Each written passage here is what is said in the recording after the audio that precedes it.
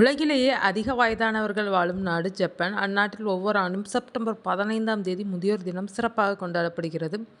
இதன் ஒரு பகுதியாக முதியோர்களின் எண்ணிக்கை கணக்கெடுக்கப்பட்டு அவர்களுக்கு வாழ்த்து மற்றும் பரிசுகள் வழங்கப்படும் மரபும் உள்ளது. 1963ஆம் ஆண்டு முதன்முறையாக இந்த கணக்கெடுப்பு தொடங்கிய போது 100 வயதை கடந்தவர்களின் எண்ணிக்கை வெறும் 153ஆக இருந்தது. ஆனால் காலப்போக்கில் இந்த எண்ணிக்கை பெருகி இவ்வாண்டு சுமார் 1,00,000 பேரை எட்டியுள்ளது. இதில் 88% பெண்கள் ஆவர் என்பது சிறப்பான தகவல். மேலும் இந்த ஆண்டிலேயே 52,310 பேர் 100 வயதை தாண்டியுள்ளனர். இவர்களுக்கு ஜப்பான் பிரதமர் கையால் வாழ்த்து மடல், பரிசு தொகை மற்றும் வெள்ளிக்கோப்பை முதியோர் தினத்தன்று வழங்கப்பட உள்ளது.